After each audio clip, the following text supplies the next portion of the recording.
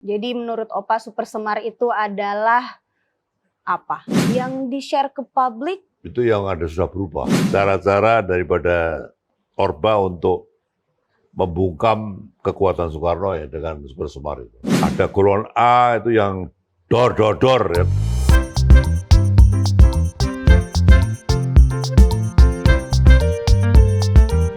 Baik Sobat Pantau, selamat datang. Hari ini Pantau Podcast telah menghadirkan tokoh yang besar, merupakan mantan ajudan dari sang proklamator Bung Karno, dan beliau juga sekarang menjabat sebagai anggota Dewan Pertimbangan Presiden Republik Indonesia. Beliau adalah Maijen Pol Purnawirawan Sidarto Danusubroto SH. Ya. Akrab kita panggil sebagai Opa. Ya. Opa, perkenalan, nama saya Afila. Afila. Nggak usah lama-lama, Sobat Pantau, karena saya penasaran nih Opa. Zaman waktu Opa menjabat sebagai ajudan dari sang proklamator Insinyur Soekarno, itu seperti apa kondisinya Opa? Jadi gini ya, saya pulang dari sekolah di Amerika ya, di Interpol Academy, di Fort Bragg, di Norfolk. Karena waktu itu era di mana pasca Super Semar ya, Iya. di mana istana dicap kelompok kiri ya, banyak dominate by kiri kira-kira gitu ya.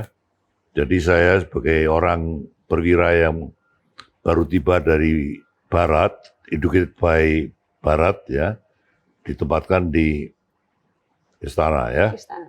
supaya bisa neutralize keadaan, kira-kira begitu ya. Tapi setelah keluar dari sana ya saya dicap kiri juga ya, Gitu, itu Opa. risiko saya lah ya. Tapi kok bisa Opa tiba-tiba pulang-pulang dari sekolah ditunjuk sebagai ajudannya Soekarno? Nah, saya setahun sudah pulang ya karena waktu itu perwira itu oleh Bung Karno dikirim ke banyak negara waktu itu ya. Iya. Ada ke Eropa Timur, Eropa Barat, Rusia, Amerika. Saya sendiri dari Amerika ya. Dan ya karena waktu itu cap daripada kelompok Orde Baru itu istana itu dominated by kiri ya. Saya yang educated by barat tuh ditempatkan supaya bisa neutralize gitulah ya. Berarti tidak ke kiri-kirian lah. Ya, Itulah gitulah. ya istilahnya. Tapi ya akibatnya setelah jadi ajudan ya saya jadi kiri ya. Capnya begitulah ya. Iya. Jadi Opa datang kembali ke Indonesia pasca Super Semar. Ya, enggak. Sebelum Super Semar sudah datang ya. Udah di Indonesia. Setelah Super Semar saya ditempatkan sebagai ajudan Oh gitu. dengan Kolonel Korpronolo ya. Iya. Dia kemudian jadi gubernur DKI itu. Berdua. Kalau Ajudan yang pra semua ditahan. oh gitu Opa. Ada Sabur, ada Sailan, ada Sumirat, Kolonel Sailan, Kombes Sumirat, Jenderal Sabur, Kolonel Bawang Janarko, ya, semua ditahan. Total tuh ada berapa ajudan pada saat itu Opa yang ditangkap? Kalau boleh tahu. Empat ajudan. Empat dari Angkatan Darat, satu polisi, lalu satu Angkatan Laut. Kalau boleh tahu kondisi Bung Karno pada saat setelah keluarnya surat Super Semar itu bagaimana Opa? Super Semar itu isinya kan pengamanan negara, ya toh? Iya. Kalau mau dibaca ya, juga pengamanan ajaran Soekarno, ya, pengamanan keluarga Soekarno, ya. Tapi titik beratnya adalah pengamanan negara, ya. Tapi bahwa kemudian nyatanya Bung Karno lalu dikenakan tahanan kota, tahanan rumah, itu saya alami semua ya. Gitu. Saya jadi saksi sejarah ya. Jadi menurut Opa Super Semar itu adalah apa? Kalau disimpulkan menurut Opa sendiri, kacamata Opa. Super Semar ya, Iya. yang mesem. Nah, ya. Itu maksudnya apa Opa? Cynical. Oh, cynical. Oke. Mesem tuh mesem. Senyum. Senyum. Semar yang senyum. Oh ya. gitu. Tapi cynical ya. Cara-cara daripada Orba untuk membungkam kekuatan Soekarno ya dengan Super Semar itu. Oke, berarti Opa menganggap Super Semar ini memiliki apa ya? Dua wajah. Dua wajah. Oke. Iya. Wajah satunya baik kelihatannya, wajah yang lain gelap. Di publik seperti ini, Ya. tapi di sisi lain Gelap. gelap. Oh, berarti ada sisi terang dan sisi gelap Ya. ya, Opa. Kalau menurut Opa, nah desas-desusnya yang saya dengar sih, naskahnya itu tidak asli, Opa ya? Apa gimana? Saya dengar juga halaman pertama masih asli ya, Oke. tapi halaman berikutnya itu dirubah ya. Oh gitu. Ya, yang ditandatangan itu halaman pertama itu asli, tapi halaman berikutnya itu ada perubahan. Yang di-share ke publik, Itu yang ada sudah berubah. tapi kalau Opa melihat nih secara general aja, pandangan Opa terhadap Orde Baru di zaman Soeharto, itu seperti apa, Opa? Ya, saya kira saudara melihat sendiri bagaimana peristiwa 6566 ya. Bagaimana sekian ratus ribu orang dibunuh ya. Sekian puluh ribu orang dibuang di Pulau Buru, Nusa Kambangan ya. 25 menteri era Soekarno ditahan di Nirbaya ya. Iya. Ya itu terjadi satu pelanggaran berat ya yang menurut dunia itu adalah the sixth biggest gross violation of human rights di dunia ya. Kita itu mengalami pelanggaran HAM nomor 6 terberat di dunia itu Indonesia. Yang pertama itu Jerman yang 6 juta orang Yahudi dibakar itu ya. Iya. Lalu ada Chili, Argentina, ada Jepang ya. Macam-macam ya. Kita itu nomor 6 ya. Bagaimana kita alami pelanggaran HAM berat ya, namanya gross violation of human rights ya. Itu berdasarkan Mahkamah Internasional, pelanggaran berat itu tidak mengenal kadaluarsa. Iya. Jadi anytime sudah ada 4 presiden yang dihadiri Mahkamah Internasional ya, 4 presiden ya, dihadiri oleh Mahkamah Internasional. Anytime kalau kita punya presiden kelima yang pernah melakukan pelanggaran berat, ya bisa dihadiri juga. Karena tidak ada kadaluarsa. Maka dari itu pemerintah melakukan simposium itu, Bu? Saya pernah menjadi pembicara simposium, saya kira itu beredar juga. Iya. Ya, bahwa di situ saya sampaikan, saya sebagai penasihat simposium ya, tahun 2016 di Area Duta. Ya, di mana di demo juga ya, di demo oleh kelompok-kelompok yang anti simposium ya. Karena kita akan membuka kebenaran sejarah simposium itu. Betul. Tapi di demo oleh kelompok-kelompok yang anti adanya simposium itu. Jadi ya, tapi kita jalan terus ya. Kita harapkan supaya simposium untuk membedah HAM berat 6566 itu juga tidak hanya di Jakarta, tapi juga di daerah-daerah ya. Apakah hanya akan membedah, Opa? Tidak menanggulangi atau bagaimana? Begini ya, membedah dalam arti begini ya. Saya sendiri Ketua Pansus Pengadilan HAM tahun nomor 6 tahun 2000 ya. Di samping itu juga Ketua Pansus KKR ya, itu apa itu namanya? Rehabilitasi rekonsiliasi ya. KKR itu apa? Adalah satu penyelesaian rehabilitasi korban, artinya dia apa itu namanya di satu upaya sekarang merehab dan sebagainya itu sekarang ada program pemerintah juga. Jokowi sekarang umumkan ya. Ada 12 pelanggaran HAM yang sekarang berusaha untuk diadakan satu apa itu namanya perdamaian non yudisial. Ya. Non yudisial itu apa? Bentuknya sekarang lagi on the way ya. Itu oleh pemerintah Jokowi sekarang ini ya. First time bahwa setelah sekian lama itu tenggelam ya, seolah-olah tenggelam oleh sejarah. Dalam sejarah Indonesia itu tidak diajarkan ya, sayang ya. Kita ini harus mengajarkan sejarah bangsa itu hitam putihnya sejarah ya. Betul. Jangan yang glorify, jangan yang sejarah Indonesia itu hanya isinya kepahlawanan saja jangan ya. Kita harus punya history of history ya.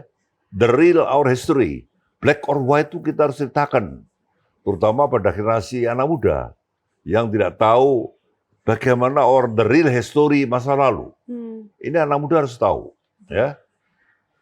Bagaimana pelanggaran berat itu dulu pernah terjadi di Indonesia, ya sekian ratus ribu sampai terbunuh, sekian puluh ribu dibuang di Pulau Buru, Nusa Kambangan, sekian menteri ditahan di Nirbaya, ada golongan A itu yang dor ya, golongan B itu yang Pulau Buru, golongan C itu yang jobless. Saya alami juga jobless 4 tahun waktu setelah Jenderal Bung Karno diperiksa TPRPU ya, karena disuruh cari uang, disuruh, saya serba salah ya. Saya diperiksa ya, dan 4 tahun saya jobless. Kemudian saya beruntung direhab kembali oleh bantuan dari Pak Ugeng, Pak Benny Murdani, ya, Pak Widodo Widarmo, Pak Anton, sangat bantu saya ya, bahwa saya ini dalam penugasan sebagai ajudan ya. Jadi saya tidak bisa disalahkan ya, bahwa saya disuruh cari uang itu karena Bung Karno memang saat keluar dari istana, ya saya dampingi di istana sebagai presiden di Euro itu 5 bulan, kemudian tahanan kota 6 bulan, tahanan rumah 6 bulan, itu beliau tidak bawa uang. Ya. Soekarno itu seorang idealis. Ya. Beliau belum mengundang modal asing. Untuk mengelola sumber daya alam itu belum modal asing. Ya. Belum ada Freeport, belum ada yang modal asing masuk, belum ada. Ya. Dia melarang hak pengelolaan hutan, HPH yang larang. Ya. Belum ada single hektar hutan yang boleh ditebang oleh Bung Karno. Beliau bilang pada saya, Darto, yang punya paru-paru dunia itu hanya Brasil, Kongo, dan Indonesia. Tanpa kita tebang hutan, dunia itu butuh paru-paru Indonesia. Ya. Dan green energy ini sekarang adalah program daripada Jokowi. Green energy. Itulah karena udara kita ini sekarang penuh dengan polusi. Salah satu yang terkotor ya di dunia. Program green energy, mobil listrik, mengurangi penggunaan batu bara, apa itu kan green energy kan. Juga mengenai modal asing, sekarang Freeport 51% diambil pemerintah ya, itu kita syukuri. Itu adalah satu semangat Bung Karno yang sekarang diteruskan oleh seorang Jokowi. Ya. Opa sebenarnya tadi Opa udah sempat mention soal ribuan orang dihabisin pada masa Orde Baru ini. Ya. Apakah itu benar-benar cuma secara general dihabisi atau memang yang relate dengan PKI, Opa? Yang relate apa yang dicap, ya dicap itu kayak sekarang contoh ya. Pramudianto itu penulis yang mau dapat Nobel, tahunan Nobel. Itu pun dianggap pro kiri. Oh gitu. Banyak intelektual ya yang waktu itu betul-betul real intelektual yang tidak main politik itu dibuang di Pulau Buru. Nah saya harapkan ya tempat-tempat seperti Pulau Buru, Nusakambangan, Nirbaya apa itu diabadikan. Artinya harus ada pengingat sejarah. Di luar negeri itu ada Monument of Human Rights. Seperti di Jerman, di Jepang, di Chili, di Argentina. Itu ada Monument of Human Rights. Saat-saat ada satu peristiwa pelanggaran HAM berat. Kita hilang semua. Itu tidak boleh. Kita harus punya Monument of Human Rights. Di mana terjadi pelanggaran berat. Nirbaya tempat para menteri ditahan itu sekarang sudah tidak ada. Ya. Pulau Buru yang dulu ada tempat tahanan ribuan itu sekarang sudah jadi lahan pertanian. Ya. Karena orang-orang yang ditahan di Pulau Buru itu semua suruh jadi petani. Itu banyak intelektual tuh ya. Pramudia itu penulis hebat, tapi jadi petani. For 12 years. Wow. Ya betul, itu sejarah itu. Jadi saya harapkan pemerintah sekarang menghidupkan kembali tempat-tempat itu sebagai monumen of human rights. Bahwa kita mengalami satu hal pelanggaran berat. Ya. Wes Maheso sekarang. Tempat Bung Karno ditahan di Satria Mandala. Saya tidak suka. Kenapa tuh, Pak? Jadikan itu Museum Soekarno. Karena tempat bapak bangsa ditahan itu di situ. Jangan jadi Satria Mandala. Itu nutupi sejarah itu. Kita harus mendidik bangsa ini, terutama Indonesia, kita harus bicara apa adanya mengenai sejarah Indonesia. Hitam, putih, jelek, baik itu harus, inilah Indonesia. Bahwa sekarang kita menjadi negara yang pertumbuhan ekonominya maju, ya 5.7%, inflasinya 2 point sekian, diramalkan kita within 30 tahun akan menjadi negara kelima terbesar di dunia, ya nah. Itu adalah sekarang on the way ke arah yang baik, ya. Tetapi yang lama yang tidak baik itu pun harus kita akui. Benar. Jangan kita tutupi. Tidak baik. Berarti Opa nggak setuju nih kalau sejarah nih diubah-ubah Tidak untuk setuju. menutupi Kejelekan tidak sejarah boleh. kelam kita di belakang. Hitam putih sejarah itu harus ditulis dan generasi muda harus tahu. Who is this, who is that? Harus tahu. Siapa pelaku Ramrat itu? Ya, generasi muda harus tahu. Jangan kita making pelanggaran Ramrat itu jadi hero itu jangan, ya. Tidak Itu tidak baik. men-sugar-coated Apa? something ya, tidak men-sugar-coated. Jadi tidak Tidak memaniskan Iya, satu yang pahit. Itu Benar. tidak boleh. Sugar coated. Iya, sugar-coated. Bagus Istilahnya itu. buat orang anak-anak muda Iya, sekarang iya. itu, Pak. Memaniskan hal yang pahit, ya. Iya. Nah, baik. Saya tuh kayak tertarik dengan jobless. Jobless, Opa sempat ada di era jobless. Nah, Enggak. pada saat jobless itu dengar-dengar Opa jadi supir angkutan umum, Opa. Ya, satu tahun. Nah, itu selama Bung 1 year. Bung Karno menjadi tahanan kota. Beliau waktu itu saya waktu saya diperiksa itu Bung Karno masih ditahan, Oke. ya. Beliau meninggal pada tahun 70 kan. Iya. Saya 68 habis statudan, itu 4 tahun saya diperiksa kan. Iya. The first year itu saya harus cari makan untuk anak-anak saya yang masih ditawar anak-anak. Ya. Jadi saya alami semua yang pahit. Saya selalu bilang sejarah bangsa ini adalah sejarah karma politik. Gitu? Ayahnya diperlakukan begitu, tapi Megawati putranya menjadi putrinya di Presiden kelima. Cucunya menjadi ketua DPR. Betul. Kader terbaiknya Joko Widodo menjadi presiden 2 periode. Ya. Ajudannya yang bukan siapa-siapa jadi ketua MPR, jadi Wapres sampai sekarang. Iya. Ya. Belum boleh pensiun. Ini semua adalah berkah daripada ridho Allah. Ya. Ya. Sekarang saya mau tanya, Orba yang bikin Bung Karno tersiksa itu uangnya banyak, bikin partai bisa jadi enggak sampai sekarang? Never. Uangnya banyak. Tapi enggak bisa bikin partai. Ada, maaf ya, ada Garuda, ada Republika, ada apalagi itu. Ya sampai sekarang berkarya ya. Tidak ada yang punya wakil di parlemen. Iya. Mega yang tidak ada modal, sekarang partainya terkuat sekarang. Itu semua karma politik. Ya. Iya enggak? Benar. Itu adalah karma.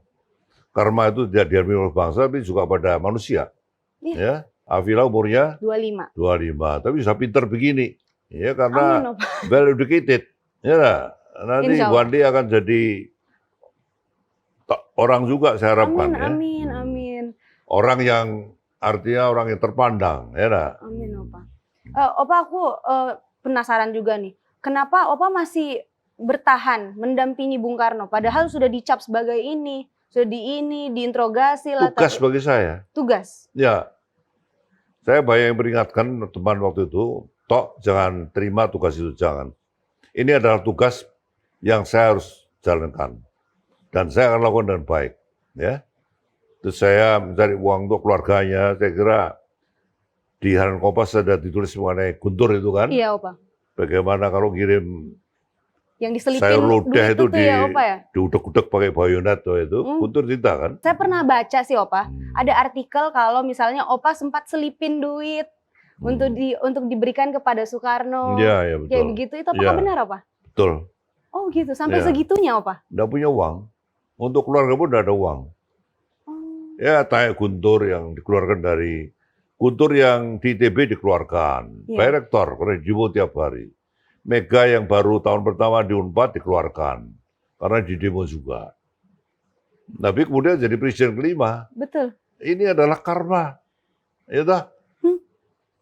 Sekarang yang punya uang ada yang jadi presiden enggak? Saya tanya.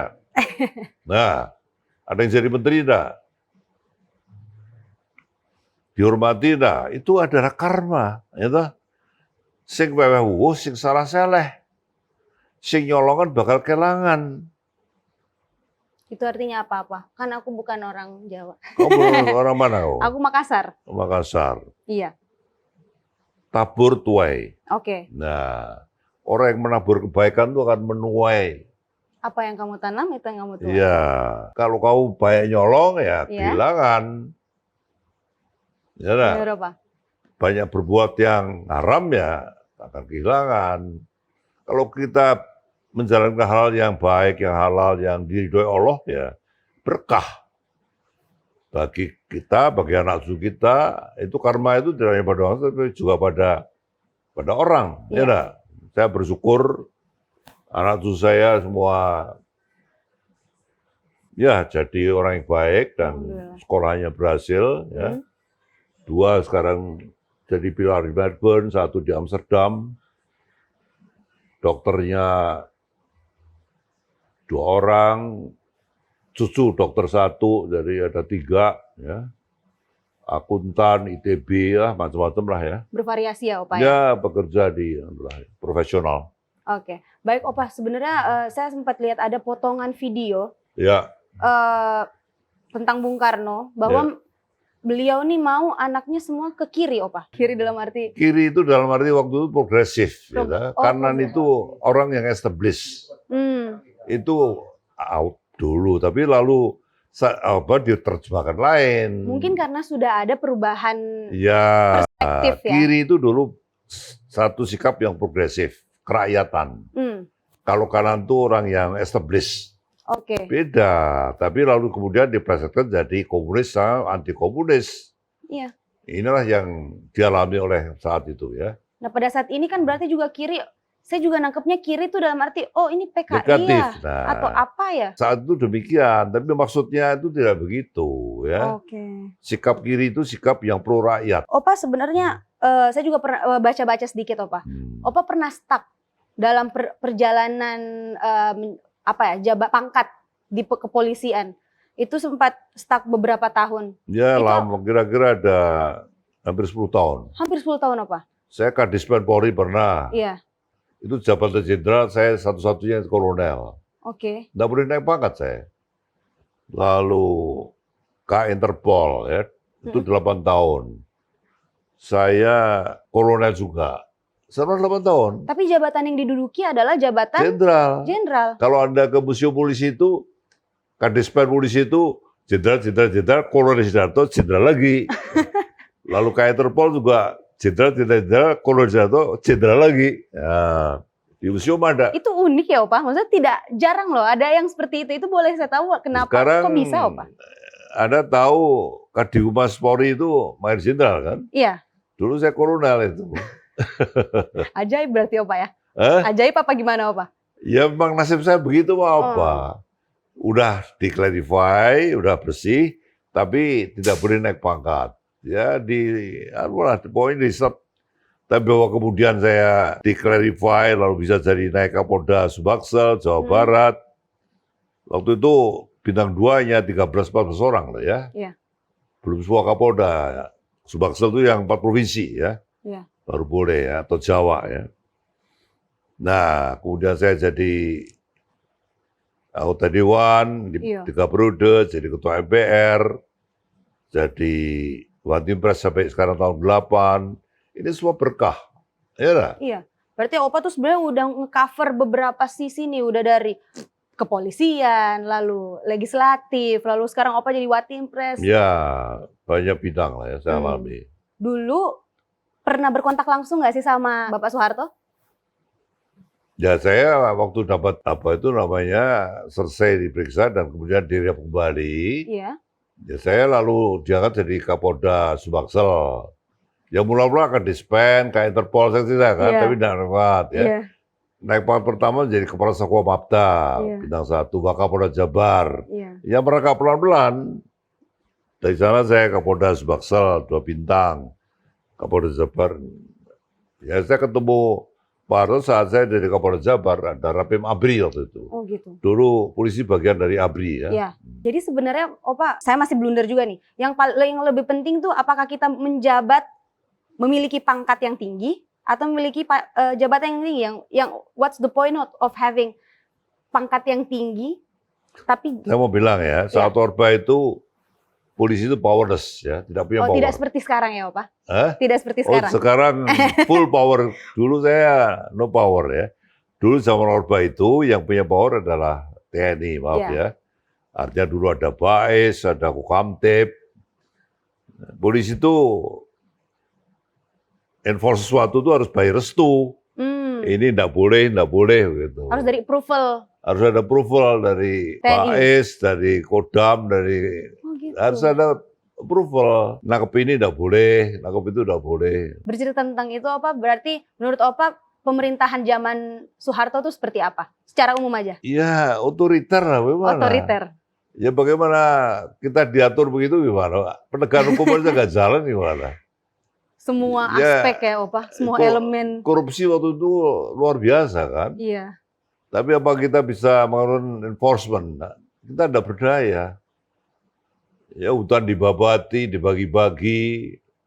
Ya, sekarang kan rusak semua itu, ya dah. Jadi sekarang kalau boleh dikatakan sudah banyak perkembangan yang terjadi di pemerintahan Pak Jokowi. Oh banyak ya, bahwa sekarang pertumbuhan kita salah satu yang diakui paling baik, ya one of the best di dunia, ya toh. Investasi kita pada Indonesia juga masuk banyak sekali, ya. Itu adalah trust dunia pada Indonesia. Dan kita diramalkan akan menjadi the big five di dunia. Within 30 years. Tahun 2045 nanti ya. 30 tahun lagi, ya, Pak. 20 years lagi ya. Iya. Kembali lagi sebenarnya ke Bung Karno. Ada nggak pesan yang dititipkan dari Bung Karno ke Opa? Untuk Saudara Sidarto. Ya. Jiwa, ide, semangat saya, jiwa, ide, ideologi, semangat saya tidak bisa dibunuh. Ya. Soekarno 10 Desember 67. Ada tulisannya. Itu di kacamata Opa tersentuhnya seperti apa sih, Opa? Bahwa dia dalam keadaan saya dying terawat itu saya tidak akan berubah. Jiwa semangat tidak akan berubah. Pancasila, Trisakti yang sekarang diwariskan itu sekarang 4 pilar ya. Iya. Bhinneka Tunggal Ika, NKRI, Pancasila itu merupakan 4 pilar itu satu peninggalan Bung Karno itu. Iya. Yang sekarang menjadi program daripada MPR. Ya. Waktu saya ketua MPR, saya melakukan sosialisasi 4 pilar itu. Jadi kalau bangsa ini saya umpamakan satu rumah bangsa, ya dah, itu dasarnya, fondasinya adalah Pancasila. Atapnya adalah tiangnya adalah Undang-Undang Dasar, atap dindingnya adalah NKRI, penghuninya adalah Bhinneka Tunggal Ika. Ini 4 pilar ini. Oh, itu 4 pilar. Yang sekarang disosialisasikan oleh MPR. Sekarang, Opa? Ya, sejak saya ketua MPR saya. Itu berkelanjutan, Opa? Ya. Opa, ngomong-ngomong, kembali lagi Bung Karno, kenapa pada saat itu Bung Karno nggak ngelawan aja sih, Opa? Kenapa? Saya kan nih, kalau bisa berandai. Kalau gini ya, kalau saat Bung Karno awalnya disekap, itu kan waktu itu kan masih Ibrahim Haji masih Panglima Siliwangi ya. KKO waktu itu Hartono masih pro Soekarno ya. Hitam kata Soekarno, hitam kata KKO ada itu. Lalu Brawijaya masih pro Bung Karno ya. Tapi mereka minta supaya Bung Karno bersikap melawan itu, Bung Karno tidak mau. Saya tidak mau terjadi pertemuan daerah, saya tidak mau. Tidak mau karena? Pertemuan darah. Nanti bangsa ini akan terbelah-belah nanti. Dia tidak mau, dia menolak. Walaupun kekuatan Soekarno waktu itu masih kuat sekali. Pasti, Opa. Waktu awal-awal Orde Baru itu, Brawijaya, KKO, Siliwangi itu masih pro Soekarno. Iya. Tapi dia tidak mau melakukan perlawanan karena nanti ada pertemuan darah. Dia tidak mau. Karena pasti akan perpecahan di situ ya, Opa. Pasti. Terjadi perpecahan. Ya. Mungkin sebagai pertanyaan terakhir, pertanyaan penutup, Opa nih salah satu atau mungkin satu-satunya tokoh yang merasakan dipimpin oleh 7 presiden dari awal sampai akhir. Opa melihat perbedaan ini seperti apa, Opa? Dari zamannya Bung Karno sampai zamannya Pak Jokowi. Anyhow ya, Bung Karno itu adalah bapak bangsa. Ya. Yang declare proklamasi kemerdekaan ya. Iya. Dia harus kita hormati. Ya. Dimanapun di dunia, kalau Anda ke Washington itu selalu ada monumen para pendiri bangsa. Ada Washington, Jefferson, Lincoln, ya toh. Di Vietnam ada Ho Chi Minh, ya, diabadikan monumennya. Di Peking ada Mao Zedong, ya. Di Ankara ada Kemal Atatürk, di mana anak-anak itu belajar mengenai perjuangan bapak bangsa ya. Di sini pun harus ada monumen Soekarno-Hatta, di mana anak-anak itu harus belajar perjuangan daripada bapak bangsa mereka. Itu harus ada. Yang sekarang kita belum ada. Bukan hanya sekedar nama bandara ya, Opa? Atau patung, ya. Tapi harus ada monumen di mana perjuangan Founding Fathers itu ditulis dalam diukir dalam tembok gitu ya. Yeah. Anak-anak itu belajar. Yeah. Ya. Itu yang kita lihat di negara lain ya. Yeah. Harus kita tiru. Yeah. Ya. Jadi bagaimana Opa? Dari kepemimpinannya Bung Karno sampai Jokowi, perubahan yang sangat mungkin Bagi saya Soekarno sebagai bapak bangsa yang mengajarkan kita pada 4 pilar yang saya bilang tadi, yang sekarang dia diajarkan ya, itu harus dia seorang yang dia waktu sekolah sudah di ITB sudah keluar masuk penjara, ya enggak? Dia meneruskan Indonesia Bukat tuh waktu dia masih mahasiswa, ya enggak? Mencapai Indonesia Merdeka itu masih mahasiswa. Ya. Dibuang ke ND, dibuang ke di mana di Bengkulu, ya enggak? Bung Hatta di mana itu di Papua juga dibuang dengan Bung Hatta dan lain-lainnya itu. Ini para tempat-tempat itu harus diabadikan ya. Tempat-tempat pembuangan, tempat-tempat para menteri dulu ditahan di Nirbaya itu harus itu adalah monumen of human right. Harus diabadikan. Jangan dihilangkan. Wisma Esu tempat Bung Karno ditahan itu harus dari Museum Soekarno. Ini yang saya harapkan. Jangan kita nutupi hitam putih sejarah, jangan. Ya, kita harus mengajarkan pada generasi muda inilah sejarah Indonesia. Betul. Ya, hitam putihnya. Ya. Baik, terima kasih Opa sudah meluangkan waktunya pada hari ini. Ya, oke. Pantau sangat-sangat bersyukur bisa diterima di sini Opa. Terima kasih juga sudah tune in di sini. Jangan lupa like, comment, share, dan subscribe channel ini. Sampai ketemu di Pantau Podcast selanjutnya. Terima kasih.